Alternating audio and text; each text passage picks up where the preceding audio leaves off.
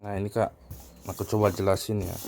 Ini dapat 4 kaki, kakinya mungkin udah tahu ya, tempatnya di sini. Masukinnya, nah kayak gitu. Nah terus, nah ini ada 2 sok dan 2 karet sealnya. Kadang orang tuh bingung, yang besar ini kok nggak bisa ya. Nah kayak gitu. Padahal ini sebenarnya untuk di input, bagian input. Nah di sini tempatnya. Nah ini ada drat, nah masukinnya kayak gitu.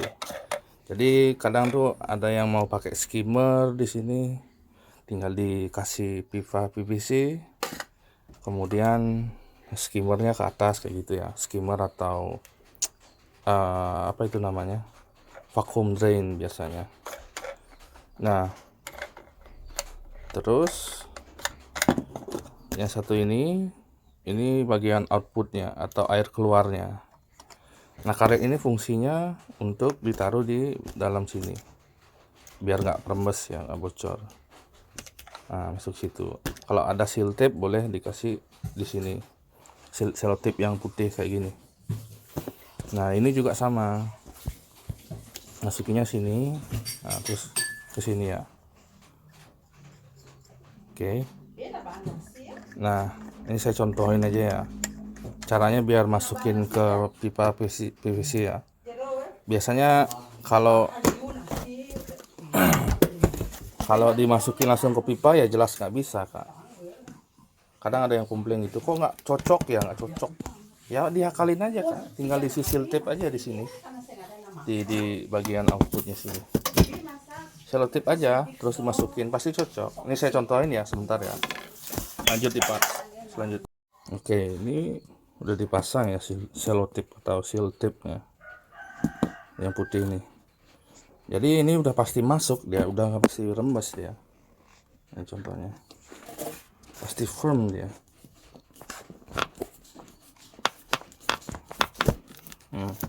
Udah kuat sekali nih. Kalau kurang tinggal ditambah lagi seal tape-nya, dijamin gak rembes. Caranya seperti itu kak, diakalin. Jadi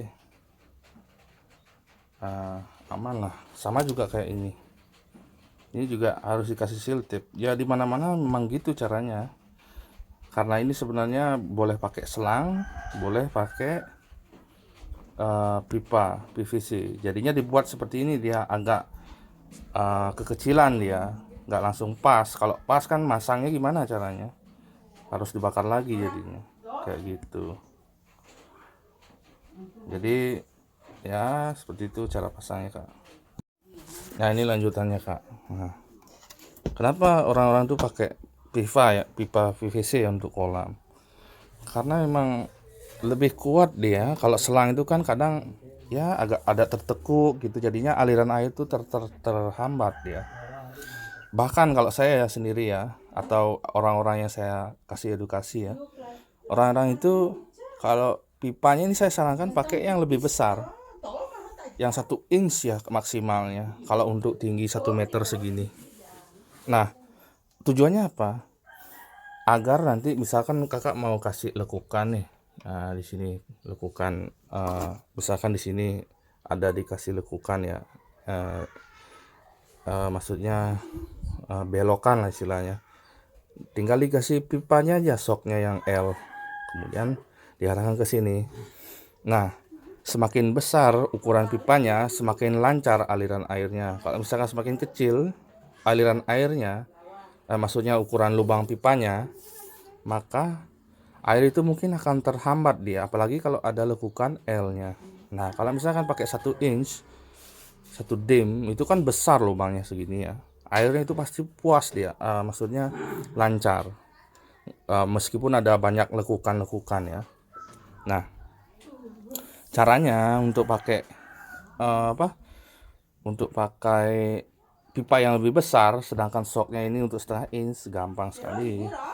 Tinggal dipotong saja kak, potong, kemudian di toko bangunan dibelikan namanya shock reducer atau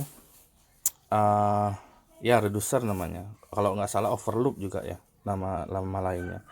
overlock ukuran setengah inch ke pipa yang ingin dipasang. Misalkan 1 inch, setengah inch bawahnya ke 1 inch. Pipanya itu shocknya itu agak berbentuk yang besar terus mengecil gitu. Kakak pasti paham. Nah, tinggal dipasang saja di sini. Ini kan dipotong. Ini kan udah ada seal tape-nya, dipotong, kemudian dipasang shock tersebut. Itu nggak akan lepas dia. Kemudian dikasih pipa yang lebih besar di atasnya. Nah, itu udah pasti bagus. Seperti itu.